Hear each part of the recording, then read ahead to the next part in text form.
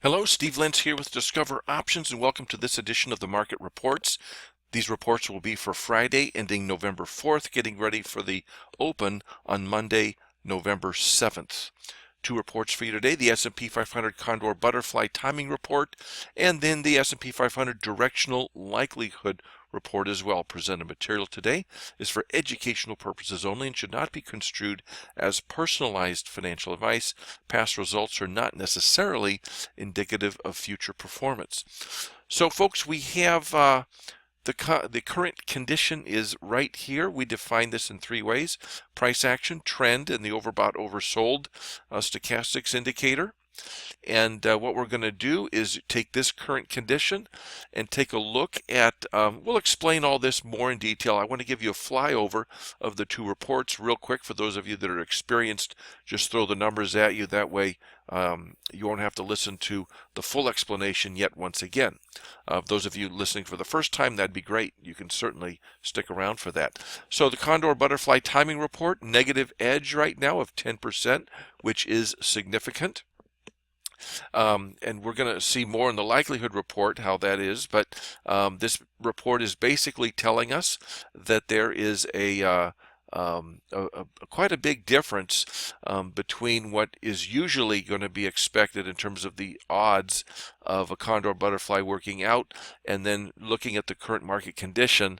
When you go back and look at the 250 or so times that this condition has occurred in the past, there's about 10% additional times where the bars turned out to be bad for doing condors and butters, or unfavorable, as we like to call it. All right, so it's looking at, if you look at the past and in trying to judge whether to do condors and butters right now, it doesn't look too good. And we'll get into the details in a second. On the likelihood report, lots of blue numbers, meaning that we have a strong likelihood of more volatility than usual in the market. Whether it's up or down, you can kind of see pretty much all 18 little blue numbers are positive, so that's giving us a strong indication of a great likelihood of more market volatility. When we use the SKEW adjusted VIX bands, 16 out of the 18 numbers are blue or positive, so that's indication of a greater likelihood that we'll see a lot of market volatility, or at least more than usual. All right, so this is all statistically based. We'll get into it in a second, but that's the flyover for those of you that are well versed in all of this. Folks, if you want to subscribe, you can click on the button below.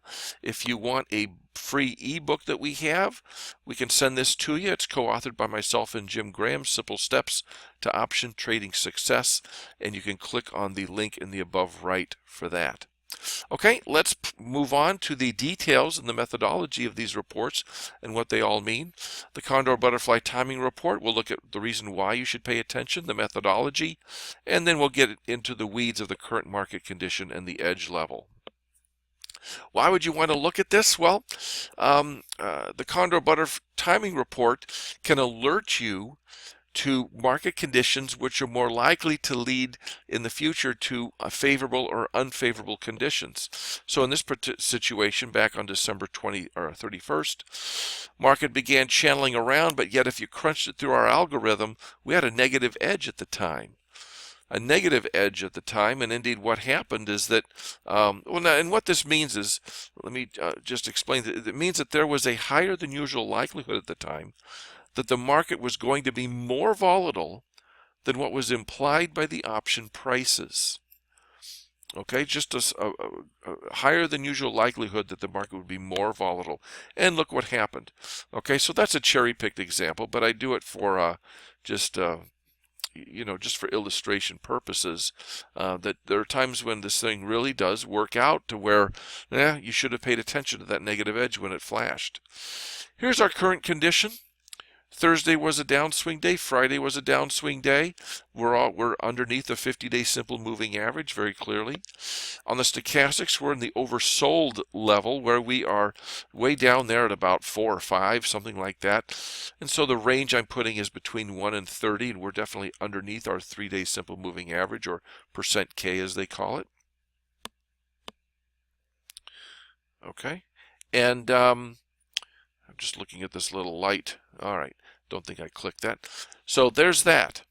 Okay, that's the current market condition. This exact condition with these parameters on the right, this has occurred roughly 250 times going back to January of 2000.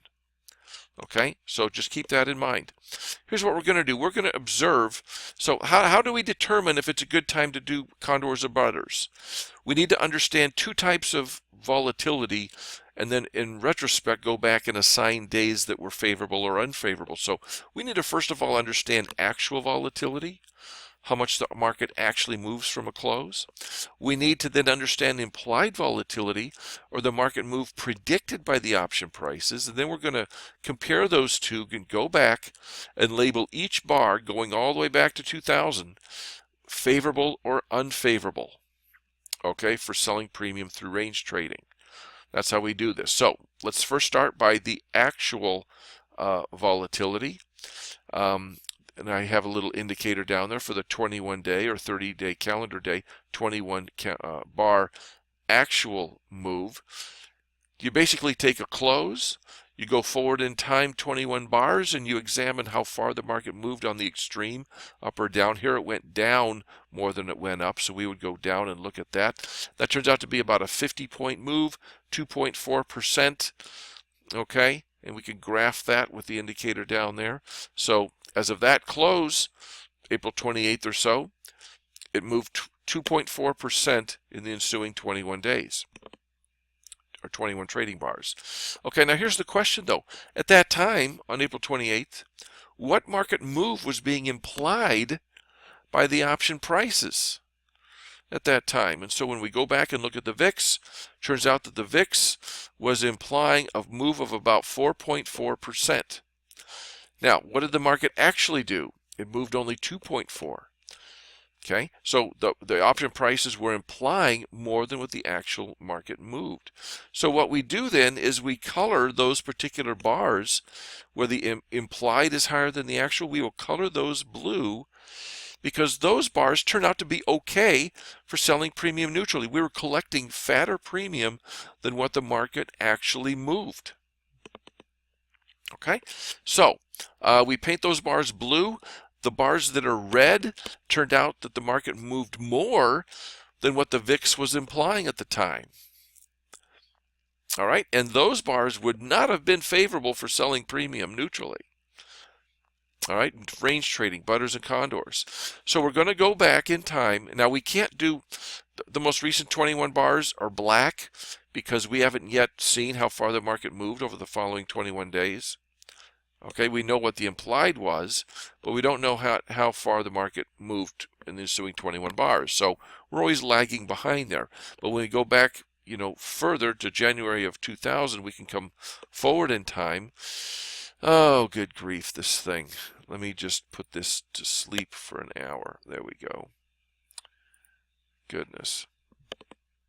All right. So there you go. That's what we're going to do. Now, here's what we do. We're going to look at what percentage of the bars are favorable. Going back to January of, there's about 4,200 bars to Jan of 2000. What percentage of those were favorable for doing putters and condors? Okay, now then, of those bars that match our current market condition, 250 or so, what percentage of those 250 were favorable? Now, if we find out that our current market condition turns out that 100% of the bars were favorable, well, we were onto something there. I think you can kind of see where we're going with this. All right, so when we go back 4,200 bars to Jan of 2000, 65% of the bars turned out to be favorable. 35% were unfavorable, meaning that the market moved more than what the options were implying. All right, so that's our historical benchmark.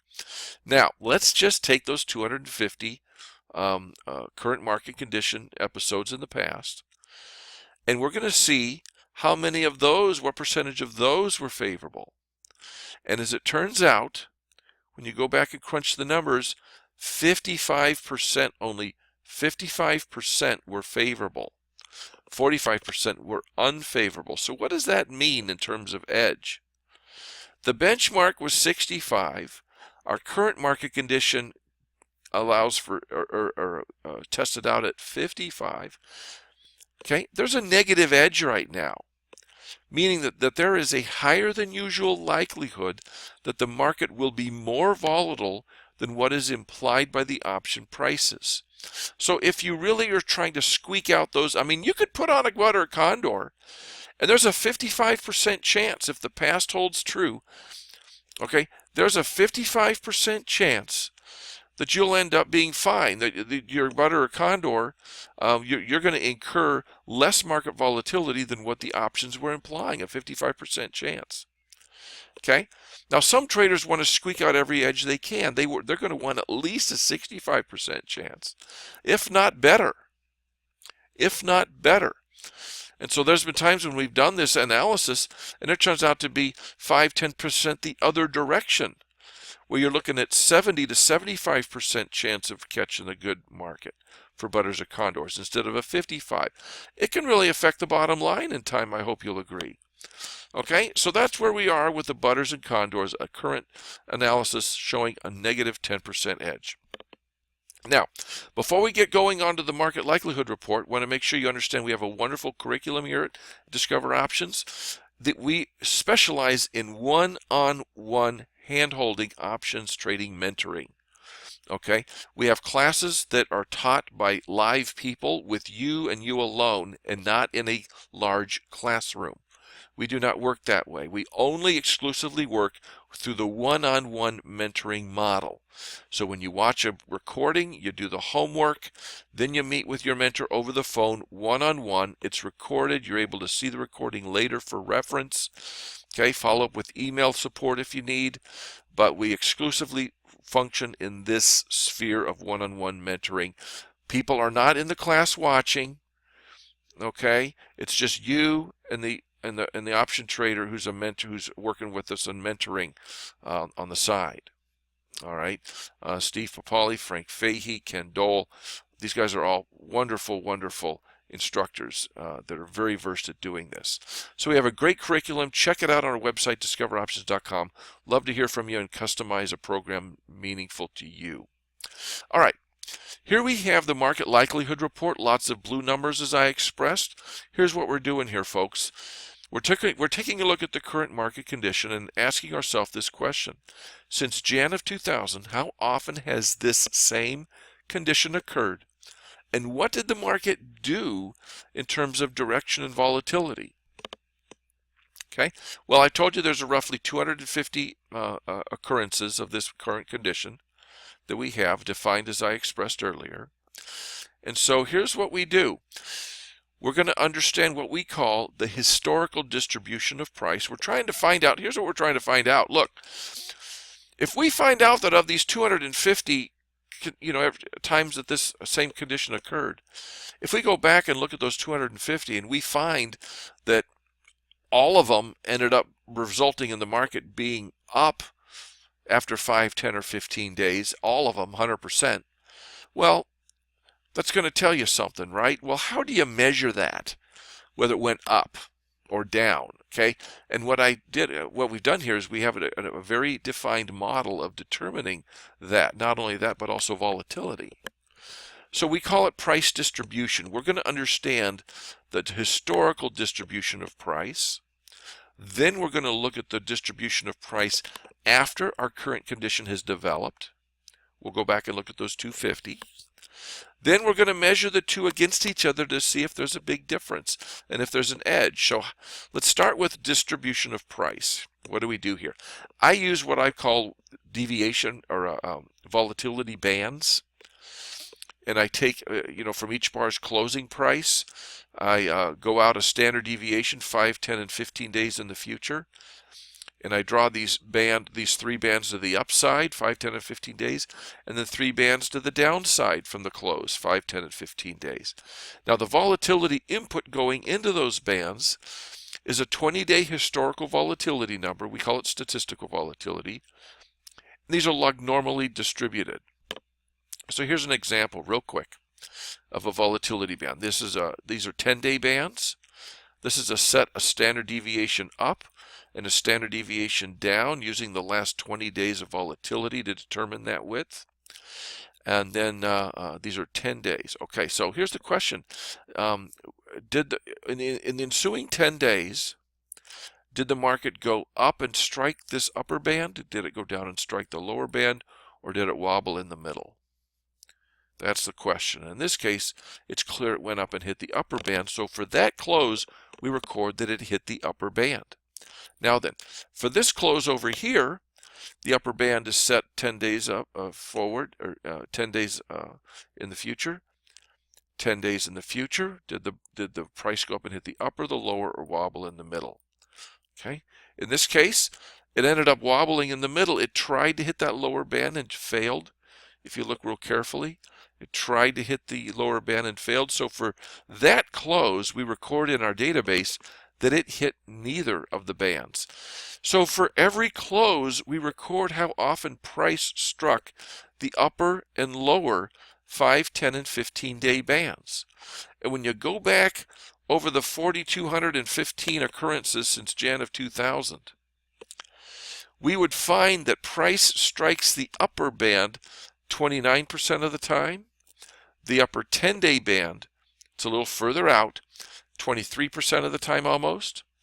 Upper 15-day band, 22.7. On the downside, it hit the lower 5-day band almost 30% of the time.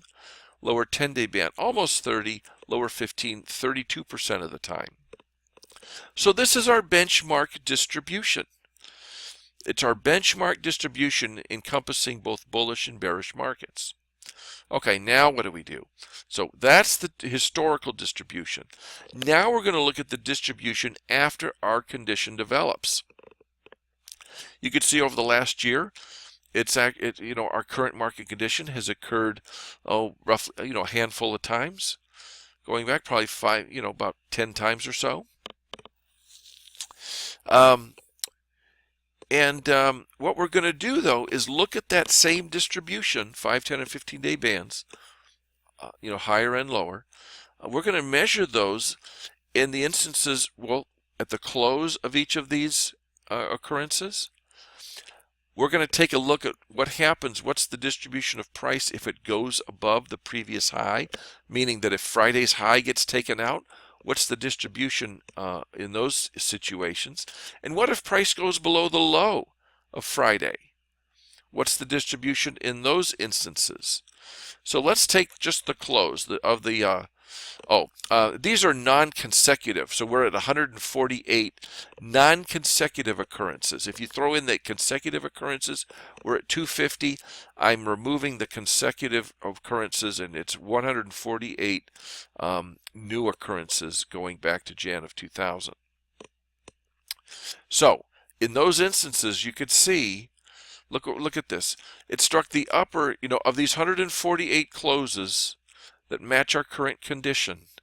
Okay, it struck the upper 5-day band 33% of the 33.1 compared to 29.2. That's more often.